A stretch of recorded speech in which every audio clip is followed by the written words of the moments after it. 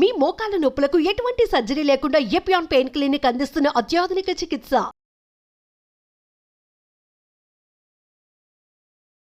Hi hello నమస్తే.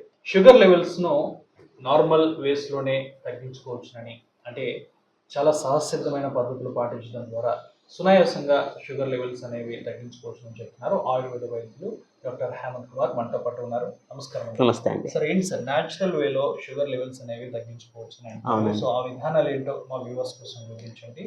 So sugar అనేది మనకి ఈ రోజుల్లో ఎలా ఉంది అంటే ప్రతి ఇంట్లో ఒక పేషెంట్ షుగర్తో ఉన్నారు. సో అదొక డయాబెటిక్ క్యాపిటల్గా కూడా ఇండియా తయారైంది. సో ఈ వ్యాధి ఇంతలా వేధిస్తుంది, వయసుతో సంబంధం లేకుండా ఉంది.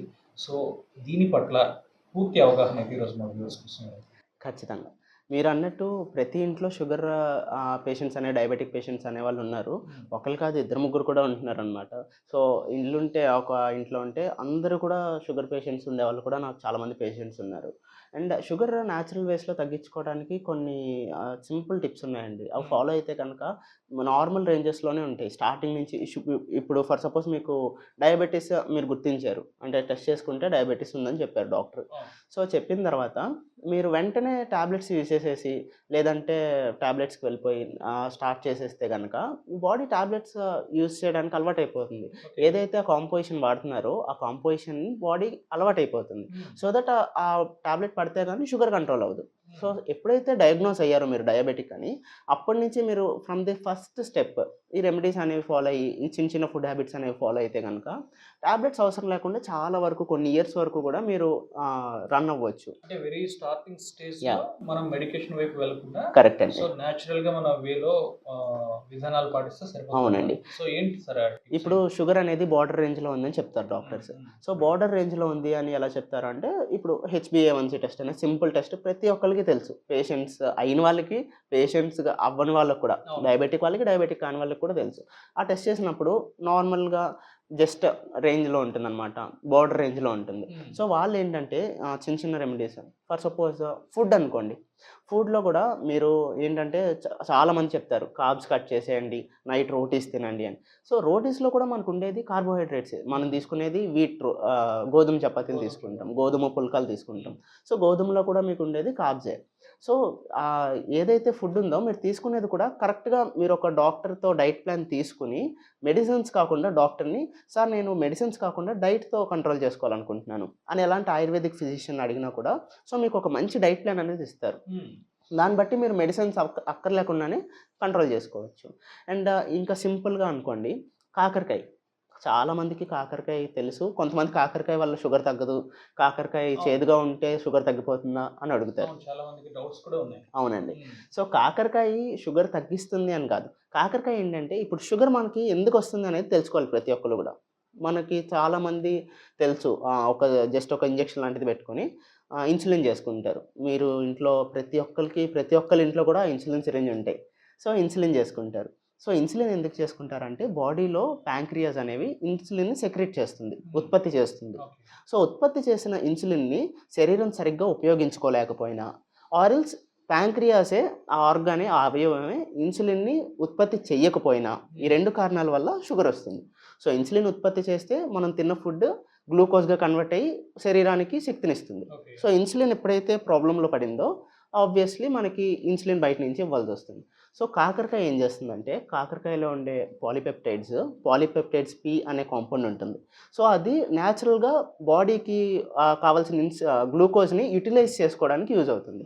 సో దట్ కాకరకాయని ఫ్రై చేసేయడం లేకపోతే ఇంకేదో కూరలు చేసుకోవడం కాకుండా, కుదిరితే మీరు తాగగలిగితే హెల్త్ కాన్షియస్నెస్ ఉంటే కనుక కాకరకాయ జ్యూస్ ఎర్లీ మార్నింగ్ తీసుకుంటే, ఎవ్రీడే తీసుకుంటే, సో ఆ రోజంతా కూడా మీకు గ్లూకోజ్ బ్యాలెన్స్ అనేది కాకరకాయ ఇస్తుందన్నమాట. సో మీరు వెరీ స్టార్టింగ్ స్టేజ్లో ఉన్న వాళ్ళకి మెడికేషన్ అవసరం లేకుండా కొన్ని విధానాలు పాటించాలన్నారు. అవునండి. ఆయుర్వేద విధానానికి వచ్చేసరికి ఎటువంటి పద్ధతులు ఉంటాయంటారు? స్టార్టింగ్లోనే ఇప్పుడు గ్లూకోజ్ టెస్ట్ చేసుకుంటే, అంటే బ్లడ్ టెస్ట్, షుగర్ టెస్ట్ చేసుకుంటే కనుక కొంతమందికి ఉండాల్సిన రేంజ్ కంటే 120 or 140 కొంచెం బార్డర్ దాటి ఉంటుంది. సో వాళ్ళు ఆయుర్వేదిక్ అప్రోచ్లో కావాలి అంటే కనుక ఏం చేయొచ్చు అంటే, ఇప్పుడు మీ అందరికీ తెలుసు, మీకు చుట్టుపక్కలే ఉంటాయి, తిప్పతీగ తెలుసు కదండి. సో తిప్పతీగ అండ్ దాని తర్వాత ఆమ్లా, ఉసిరిని మీరు పౌడర్ చేసేసుకుంటే ఇంకా మంచిది. పౌడర్ ఫామ్‌లో యూజ్ చేసుకుంటే ఇంకా మంచిది. సో, తిప్పతీగ అండ్ ఆమ్లాని ఏం చేస్తారంటే, తిప్పతీగని మీరు నీడలో ఎండపెట్టుకొని ఒక 3-4 డేస్ నీడలో ఎండపెట్టుకొని పౌడర్ చేయొచ్చు. ఆర్ ఎల్స్ మీకు రోజు రెగ్యులర్‌గా దొరికితే తిప్పతీగని అలానే యూజ్ చేసుకోవచ్చు. తిప్పతీగని కొంచెం ఆకులు సెపరేట్ చేసుకొని కషాయం కాచుకోవాల్సి ఉంటుందండి. ఫర్ సపోజ్ మీరు 200 ఎంఎల్ వాటర్ తీసుకుంటే గనక, అది తిప్పతీగ వేసుకొని ఆ వాటర్ 100 ఎంఎల్ ఆర్ 150 ఎంఎల్‌కొచ్చే వరకు కషాయం కాచాలి. సగం అయిపోవాలి నీళ్ళు. అంతవరకు కషాయం కాచాలి. కాచిన తర్వాత దాన్ని ఫిల్టర్ చేసుకొని అంటే వడకట్టేసుకొని అందులో ఒక స్పూన్ ఆఫ్ ఆమ్లా పౌడర్ వేసుకోవాలి. ఆమ్లా పౌడర్ వేసుకొని రోజు పరగడుపున గనక తాగినట్లయితే షుగర్ లెవెల్స్ అనేవి బాగా తగ్గుతాయి. మీరు ఎప్పుడైతే ఇదెందుకు చెప్తున్నానంటే టాబ్లెట్స్ యూజ్ చేయాల్సిన అవసరం లేకుండా. సో, స్టార్టింగ్ నుంచే మీరు ఈ ప్రొసీజర్‌ని ఫాలో అయ్యారనుకోండి.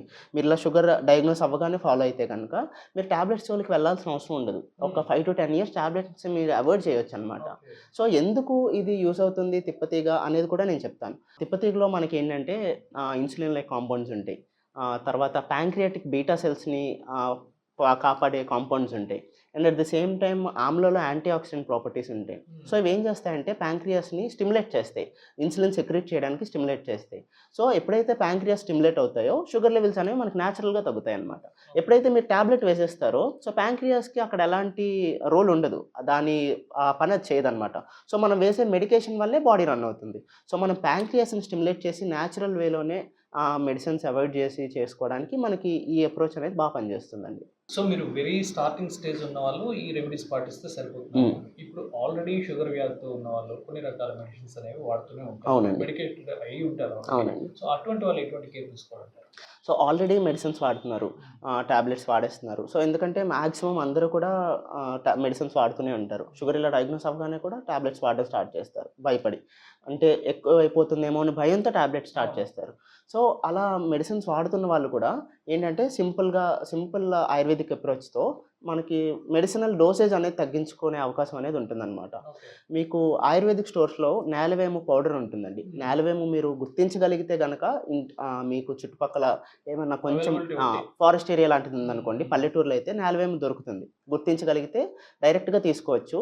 లేదు అంటే రిస్క్ లేకుండా నేలవేము పౌడర్ అనేది మనకు ఆయుర్వేదిక్ స్టోర్స్‌లో దొరుకుతుంది. నేలవేము పౌడర్ అండ్ మెంతులు తెలుసు కదా మీకు.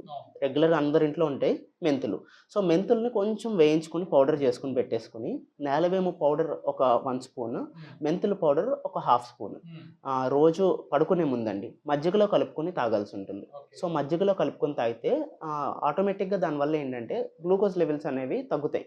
బ్లడ్ గ్లూకోజ్ లెవెల్స్ అనేవి తగ్గుతాయి.